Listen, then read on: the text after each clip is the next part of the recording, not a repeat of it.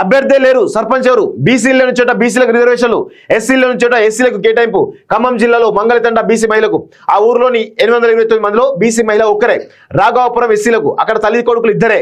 నల్గొండ జిల్లాలో 7 తండాలు బీసీలకు, ఆ తండాల్లో ఒక్కరంటే ఒక్క బీసీ ఓటర్ లేరు. రాష్ట్ర వ్యాప్తంగా పలు గ్రామాల్లో విచిత్రమైన పరిస్థితి. పంచాయతీ కార్యదర్శులకు 104 కోట్ల బకాయిలు విడుదల అంటూ మంత్రి సీతక్క చెప్తున్న విషయం మనం చూస్తా ఉన్నాం.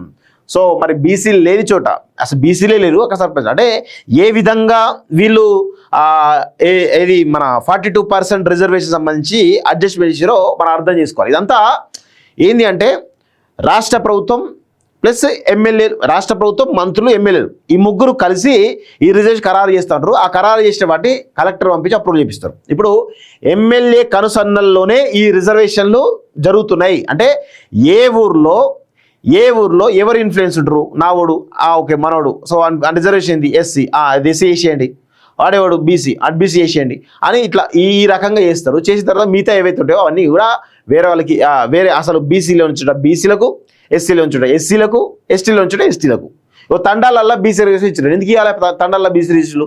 తండాలంటేనే ఎస్టీ రిజర్వ్డ్ కదా. మరి అక్కడ ఎస్టీలు ఎక్కువ ఉన్నప్పుడు ఆ ఎస్టీ రిజర్వేషన్ ఇవ్వాలి, ఎందుకు బీసీ రిజర్వేషన్ ఇచ్చారు? సో ఇలాంటి పొరపాట్లు చాలా జరిగినాయి. సో ఇవన్నీ కూడా బయటపడతాయి, అంత ఈజీ ఏం కాదు. అభ్యర్థి లేరు, సర్పంచ్ ఎవరు? బీసీలు లేని చోట బీసీలకు రిజర్వేషన్లు, ఎస్సీలు లేని చోట ఎస్సీలకు కేటాయింపు. కొన్ని చోట్ల అనివార్యంగా ఒక ఇంటికే పదవి. ఖమ్మం జిల్లాలో మంగళతండ బీసీ మహిళకు, ఆ ఊర్లోని 829 మందిలో బీసీ మహిళ ఒక్కరే. నల్గొండ జిల్లాలో 7 తండాలు బీసీలు కదా. అసలు తండాలే ఎస్టీలయ్యి, మరి ఆ తండాలలో బీసీలకు ఎట్లిస్తారు? అంటే ఏ విధంగా లోపభూయిష్టంగా ఉన్నాయో ఈ వ్యవహారం అంతా, ఈ రిజర్వేషన్ ప్రక్రియ అంతా కూడా. అంటే కలెక్టర్లు తెలియదు అన్నట, కలెక్టర్లు అన్నట, ఎమ్మెల్యేలు అన్నట, అందరికి తెలుసు కదా. ఆ తండాలో ఒక్కరంటే ఒక బీసీ ఓటర్ లేరు. రాష్ట్ర వ్యాప్తంగా పలు గ్రామాల్లో విచిత్రమైనటువంటి పరిస్థితి అంటూ చూస్తున్నాం. ఆ ఊరిలో పంచాయతీ ఎన్నిక నిర్వహించిన లేదా ఏకగ్రీవంగా ఎన్నుకున్న అతడు మాత్రమే సర్పంచ్ అవుతాడు, మరొకరు అయ్యేటువంటి అవకాశం లేనే లేదు. అంటే ఎస్సీలోని చోట ఎస్టీలకు, ఎస్టీలోని చోట ఎస్టీలకు, బీసీలోని చోట బీసీలకి, తండాలలో బీసీలకి, బీసీలు ఉన్న చోట తండాలో ఎస్టీలకి, ఇట్లా రకరకాలుగా రిజర్వేషన్లు ఎవరికి అనుకూలంగా వారు కనీసమైనటువంటి శాస్త్రీయ అధ్యయనం చేయకుండా ఈరోజు రిజర్వేషన్లు ప్రకటిస్తున్నట్టుగా తెలుస్తూ ఉంది. ఇది మార్చుకోవాలి రాష్ట్ర ప్రభుత్వం, ఇది ఇట్లా చేయొద్దు. సో ఆ కుటుంబం నుంచి మాత్రమే ఎవరో ఒకరు సర్పంచ్ పదవి చేపట్టక తప్పని పరిస్థితి నెలకొంది.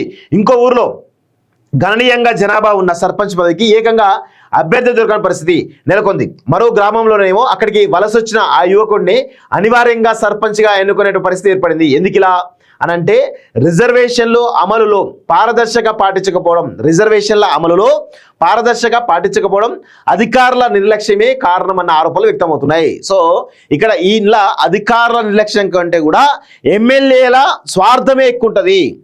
అధికార నిర్లక్ష్యం కంటే కూడా ఎమ్మెల్యే స్వార్థం ఎక్కువ ఉంటుంది, అది గుర్తుపెట్టుకోండి. ఎందుకంటే ఫర్ సపోజ్ తండాలలో బీసీ రిజర్వేషన్ అనుకోండి, ఆ తండాలు ఏవైతే ఉన్నాయో ఆ తండాలని కూడా ఆ ఎమ్మెల్యేకి అనుకూలంగా ఉండవు కావచ్చు, ప్రతిపక్షాలకు అనుకూలంగా ఉంటే కావచ్చు. సో అందుకే అది ఖచ్చితంగా అది బీసీలకు కేటాయించినట్టుగా తెలుస్తూ ఉంది. ఇది రాజకీయపరమైనటువంటి ఆ రాజకీయ నాయకుల విధానాల వల్లే ఇది అయిందని చెప్పేసి నాకు అనిపిస్తూ ఉంది.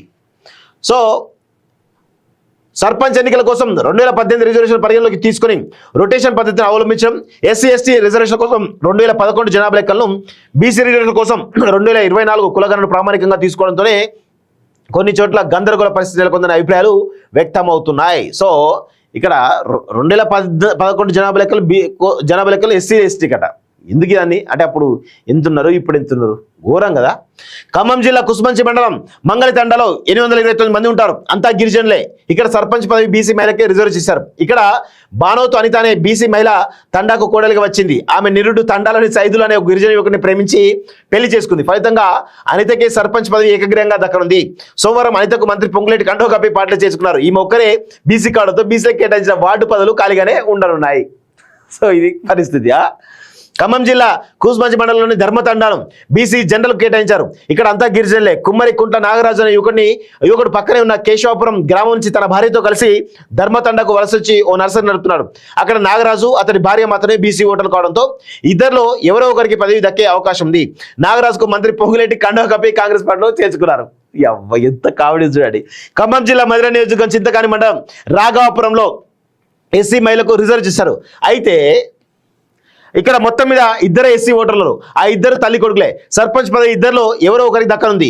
గ్రామంలోని 2వ వార్డు ఎస్సీ మహిళకు కేటాయించడంతో ఆ పదవి తల్లికి వెళ్తే కొడుకు సర్పంచ్ కాన్నాడు. 4వ వార్డు ఎస్సీ జనులకు ఇవ్వడంతో కొడుకు వార్డు మెంబర్ అయితే తల్లి సర్పంచ్ కానుంది. వీళ్ళు కూడా కాంగ్రెస్ లో జాయిన్ అవుతారు ఇవాళ రేపు. సత్తుపల్లి నియోజకవర్గం పెనుబల్లి మండలం ఉప్పల చలక గ్రామ పంచాయతీ షెడ్యూల్ ఏరియాలో ఉన్నందున సర్పంచ్ తో పాటు 4 వార్డు పదవులు ఎస్టీకి రిజర్వ్ అయ్యాయి. ఈ పంచాయతీలో ఒక ఎస్టీ కుటుంబమే ఉంది. అందులో 3 ఓటర్లు ఉండగా వారిలో 2 ప్రభుత్వ ఉద్యోగులు ఉన్నారు. ఆ ఇంట్లో మిగిలిన రుద్రజ రాణి అనే యువతి ఒకరే సర్పంచ్ పదవికి పోటీ చేసే అవకాశం ఉంది. ఎస్టీలకు కేటాయించిన 4 వార్డులు ఖాళీగా ఉండనున్నాయి. అర్థమైంది కదా?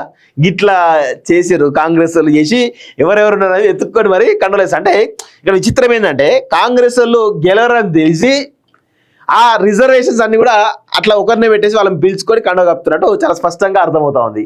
వైరా నియోజకవర్గం ఏన్కూరు మండలం నూకాలంపాడు పంచాయతీ షెడ్యూల్ ఏరియాలో ఉంది. దీంతో ఇక్కడే సర్పంచ్ ఎస్టీ మహిళకు రిజర్వ్ చేశారు. అలాగే 4 వార్డులు ఎస్టీలకు రిజర్వ్ చేశారు. అయితే ఇక్కడ ఎస్టీ ఓటర్లు లేరు అంటే సర్పంచ్ పదవి ఆ 4 వార్డులు ఖాళీగానే ఉండనున్నాయి అని చాలా స్పష్టంగా అర్థమవుతున్నాయి. నల్గొండ జిల్లా దామరచర్ల మండలంలో బీసీలకు తూర్పు తండ, జైత్రాం తండ, నునావత్ తండ, బాండావత్ తండ, గోన్య తండ, మాన్ తండ, బాలాజీనగర్ పంచాయతీలను బీసీలకు రిజర్వ్ చేశారు. ఈ 7 చోట్ల కూడా ఒక్క బీసీ ఓటర్ కూడా లేరు. ఫలితంగా సర్పంచ్ పదవికి నామినేషన్ వేసేవారే కరువయ్యారు. మాడుకులపల్లి మండలం అభంగాపురం సర్పంచ్ పదవిని ఎస్టీకి రిజర్వ్ చేయగా ఆ గ్రామంలో ఒక ఎస్టీ కూడా లేరు. అడవి దేవులపల్లి మండలంలో బీసీ కేటాయించిన చంపల తండ గ్రామ పంచాయతీలో ఒక బీసీ ఓటర్ కూడా లేరు. అంటే తండాలు అసలు జనరల్ తండాలు అంటేనే ఎస్టీ రిజర్వ్ చేయాలి. ఎందుకంటే ఆ తండాలలో ఉంది అంతా కూడా లంబాడీలే కదా. మరి అవి ఎస్టీ రిజర్వ్ చేయాల్సింది పోయి బీసీలకు ఎట్లా చేస్తారు? ఎంత విచిత్రంగా ఉందో చూడండి. అసలు ఎస్టీ లేని చోట బీసీలకు, బీసీ లేని చోట ఎస్టీలకు ఎంత దారుణంగా అసలు ఒక శాస్త్రీయ అధ్యయనం చేయకుండా రిజర్వేషన్లు ఎవరికి తోచినట్టు వాడు ఇచ్చినట్టు కనబడతా ఉంది. నల్గొండ జిల్లా మాడుకులపల్లి మండలం గజలాపురంలో ఒక్క ఎస్టీ ఓటర్ ఉన్నారు. అక్కడ ఎస్టీకి రిజర్వ్ చేయడంతో ఆయనే సర్పంచ్ అన్నారు. చందంపేట మండలం గుంటిపల్లిని బీసీలకు రిజర్వ్ చేశారు. ఆ ఊరిలో ఒక బీసీ కుటుంబం ఉంది. ఆ ఇంట్లోంచి ఎవరో ఒకరు పదవి చేపట్టినారు. అడవి దేవులపల్లి మండలం గోన్య తండ, జీలకర్ర కుంట తండాలు బీసీలకు రిజర్వ్ కాగా ఇక్కడ ఒక్కొక్క బీసీ కుటుంబం మాత్రమే ఉంది. ముదిమాణిక్యం గ్రామ పంచాయతీ ఎస్టీలకు రిజర్వ్ కాగా ఇక్కడ ముక్క కుటుంబం ఉంది. కామారెడ్డి జిల్లా నసురాలులాబాద్ మండలం అంకోల్ గ్రామం సర్పంచ్ ఎస్టీకి రిజర్వ్ అయింది. ఊర్లో ఒక్క ఎస్టీ కూడా లేరు. నిర్మల్ జిల్లా మామాడ మండలంలో వాస్తాపూర్, రాసిపెట్ల గ్రామాల్లో అందరూ గిరిజనులే.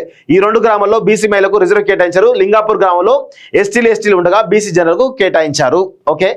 నిర్మల్ జిల్లా రంగాపూర్ మండలం హనుమంత్ తండాలో బీసీలే లేరు. అక్కడ బీసీలకు సర్పంచ్ పదవికి రిజర్వ్ చేశారు. ఆదిలాబాద్ జిల్లా నేరేడుగుండ మండలంలోని సావర్గం, పీచర, ఆరపల్లిలో బీసీ లేరు. కానీ వీటిని బీసీలకు రిజర్వ్ చేశారు. ఇక్కడ కుట్రకోణం ఏంటంటే మనం అర్థం చేసుకోవాల్సి ఏంటంటే ఫర్ సపోజ్ ఒక పరకాల కాన్స్టిట్యున్సీ ఉందండి. పరకాల ఉంది. పరకాలకు సంబంధించినటువంటి రేవూరు ప్రకాష్ రెడ్డి ఎమ్మెల్యే అనుకుందాం. అంటే నాట్ ఓన్లీనే ఎగ్జాంపుల్ చెప్తున్నాం. రేవూరు ప్రకాష్ రెడ్డి ఎమ్మెల్యే అనుకుందాం. ఎమ్మెల్యే. సో అక్కడ ఈ రేవూరు ప్రకాష్ రెడ్డికి ఏంటంటే ఒక ఇద్దరు ముగ్గురు రెడ్లు ఉన్నారు. ఫర్ సపోజ్ వాళ్ళు ఏం చేయాలి? వాళ్ళ గ్రామాలలో మాకు జనరల్ కావాలని అడుగుతారు. జనరల్ మహిళ ఏదో ఒకటి కావాలని అడుగుతారు.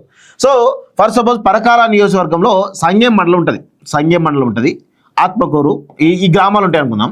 సో వీటిలలో ఈ 2 లేదా 3 ఉంటారు.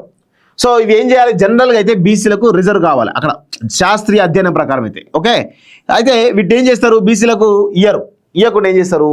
అక్కడ ఫర్ సపోజ్ ఒక లేఖ్య తండానో లేకపోతే ఇంకేదో ఒక తండా ఉందనుకోండి.